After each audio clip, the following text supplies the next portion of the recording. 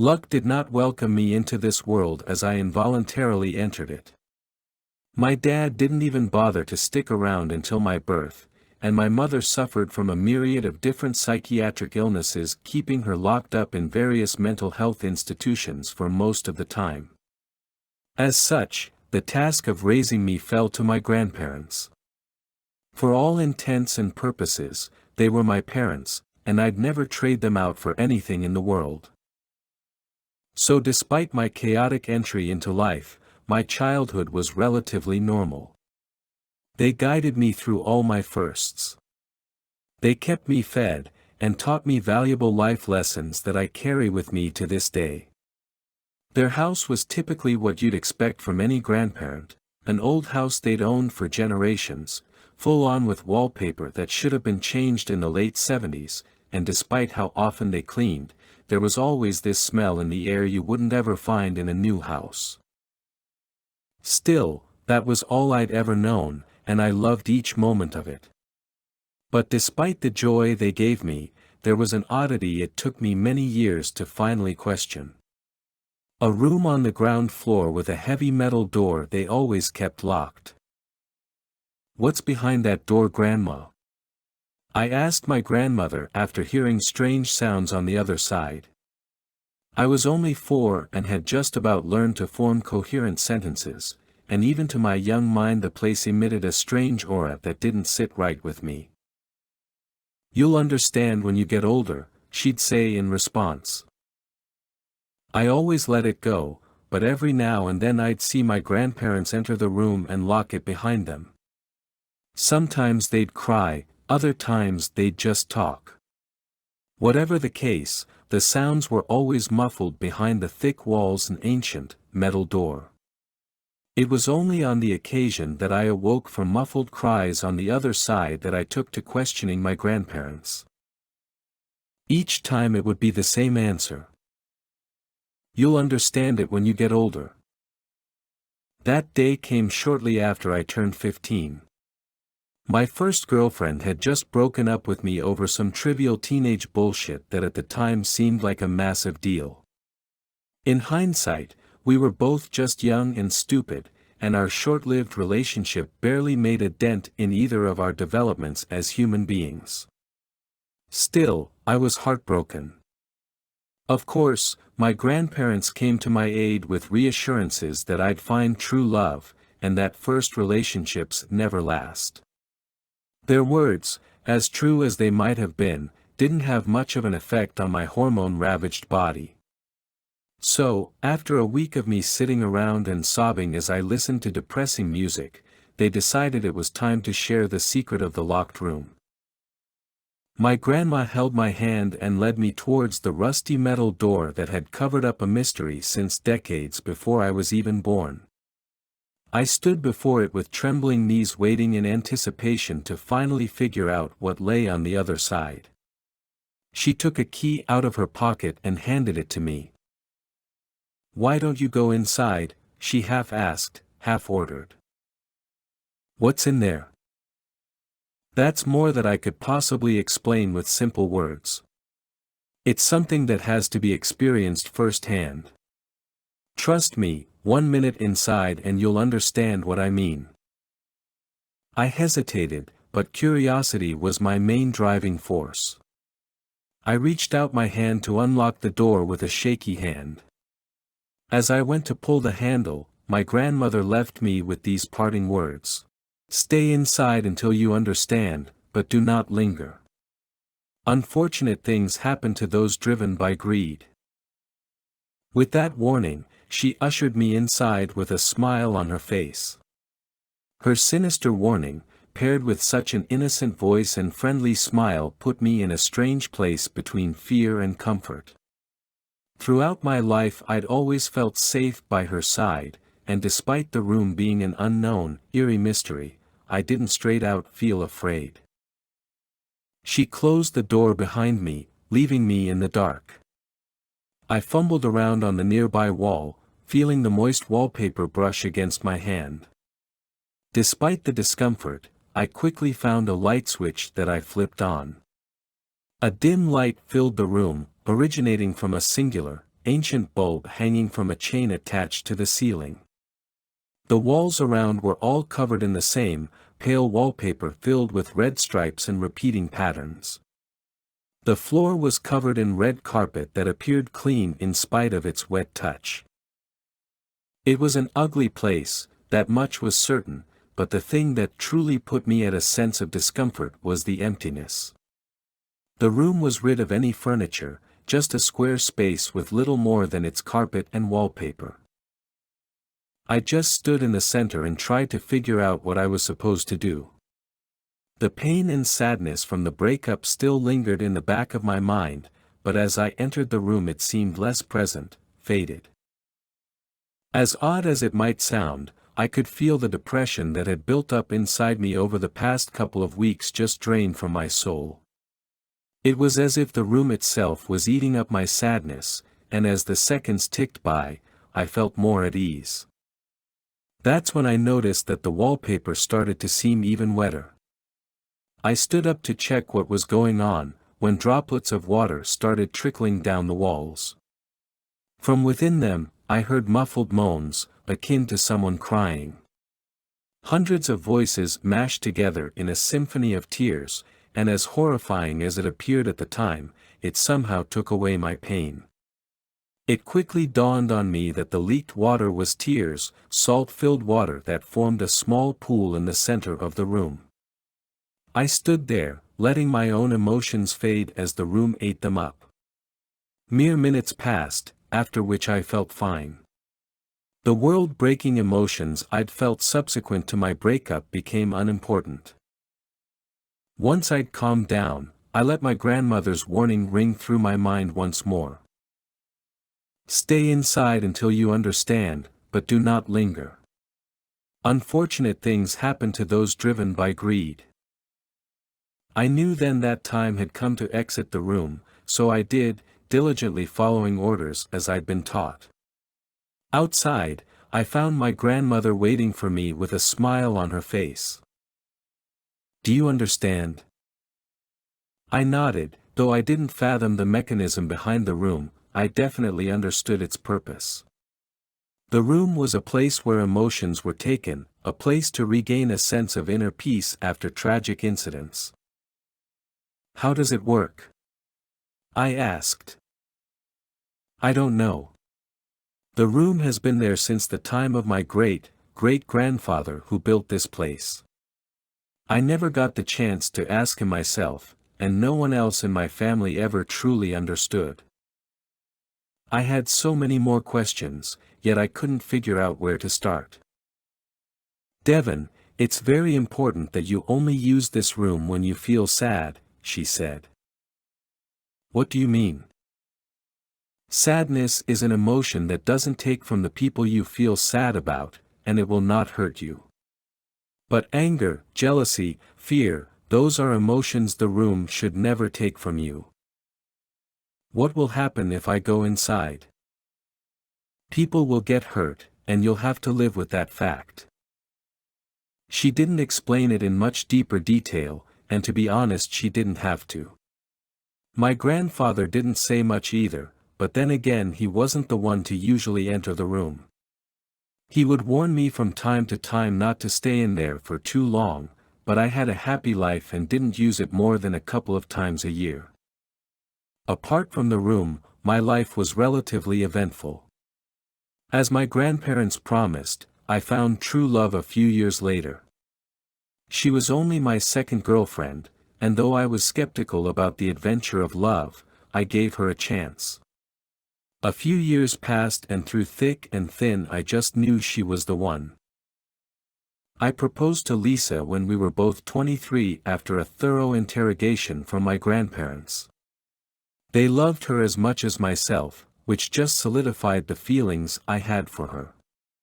We planned to get married in the summer the following year, by which time we'd already moved in together. It wouldn't be a big wedding as neither of us had much family to speak of. I had my grandparents, and she had her parents plus an uncle and a couple of siblings. Other than that, it would be an event for our closest friends, a celebration on the beach regardless of the weather. But as the date approached, I got a sinking feeling in my gut. I didn't even know whether or not it was related to my fiancée, but something was wrong. Then I got a call from my grandfather. His voice sounded meek and broken. It was clear he was in shock. "She's gone, Devon." He struggled to get any more words out than that. My grandpa had always been a man of few words, but that was something else entirely.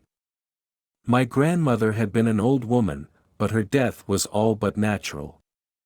She'd been hit by a drunk driver, a hit and run with the guy getting away.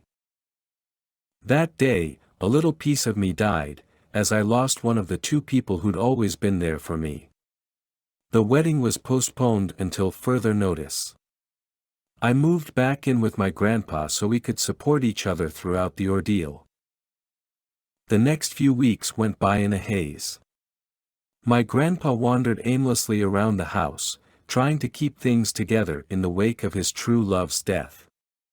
I kept waiting for him to enter the crying room, but he never did. He'd stand in front of the door and stare at it, but each time he'd turn around and keep himself preoccupied doing other things. "Why don't you go inside the room?" I asked. "Because I need to feel this. I need to keep a part of her by my side, even if it hurts." I learned an important lesson that day, that sadness doesn't have to be unhealthy, or even a bad emotion. Grief is a natural process of life, one appearing when things or people that mattered vanish from our lives. I started using the room less after that, only going in during depressive episodes and particularly shit days. 3 months later, they finally caught the son of a bitch that killed my grandma. A tip had led to his arrest, with the trial pending. When they actually did start, the court proceedings were pretty short. He'd been caught on a local camera, and though they'd gotten both a license plate number and his face, he wasn't the actual owner of the vehicle, hence the delayed arrest. Never in my life had I felt such utter hatred and burning anger towards another person. His casual demeanor never changed throughout the session, he kept maintaining his lack of guilt. I could even see him chuckling to his lawyer as they mumbled about something. He felt no remorse, and when he was finally deemed guilty, he got angry instead of apologizing for the life he took. When I got home, not a single part of me felt that justice had been dealt. My grandfather didn't seem happy, but he wasn't as distraught as myself. Once nightfall came and he went to sleep, I decided I couldn't deal with all these emotions. It was time to visit the crying room once again, but not to remove sadness. No, I needed to get rid of my anger. I unlocked the door, and pulled it open. The same poorly decorated, empty room greeted me. I stepped inside ready to let my emotions vanish. For a moment, I just stood there in the middle of the room waiting for anything to happen. But, my anger remained. Even as the walls and floor started to feel moist, my hatred didn't budge an inch. That's when I noticed the odd coloration of the tears. At first it was barely noticeable with weird trails left behind the tears, but before long the strong crimson color became an undeniable fact. The walls weren't crying, they were bleeding. The sight didn't scare me, nor did it make me want to flee. Instead, I was filled with a confusing mixture of burning rage and mind-blowing ecstasy. I felt justified in my anger, I felt gleeful that pain was spreading, though I didn't know exactly where it was going. The walls groaned in agony, a sound it had never produced before as 100 voices cried in pain. Whether a minute passed or an hour, I couldn't know, but before I knew what was going on, my grandfather came barging into the room. "What have you done?" he asked in shock. I just turned and looked at his horrified expression as he realized the room was filled with blood. As he snapped away from terror back to reality, he grabbed my arm and pulled me out of the room. Once the door was locked once again, I finally came to my senses. The emotions, the blood, it turned from twisted joy to overwhelming shame. I. We told you never to go into the room when you're angry. People get hurt, why did you do it? My grandfather yelled, angrier than I'd ever seen him. I just wanted it to go away. You don't understand what you've done, there will be consequences neither of us can understand. But I realized then that he wasn't really angry, he was just disappointed. He understood why I'd done my actions, but he had thought I was a better man than that. Your grandmother wouldn't ever have wanted this, he said as he left me alone in the dark. Neither of us used the room after that. I couldn't bear the shame, so from that day onward, I learned to suppress my feelings, pushing them to the furthest corners of my mind. In the following months, things slowly returned to normal. We honored my grandmother the way she wanted, by living happy lives. A week after the incident, a rumor started to spread through our community. The man who'd hit my grandma was found dead in his cell. Though the cause of death wasn't officially announced, his blood had apparently started boiling, destroying him from inside. He was found with an agonized expression on his face. I knew it was my doing by going angry into the room, but I didn't feel the least bit guilty. There was an odd, dark energy in the house following the driver's death. One I couldn't quite put my finger on, but it wasn't enough to overshadow the upcoming events in my life. Our wedding plans were back on, and in the summer of the next year, I finally got married to the love of my life.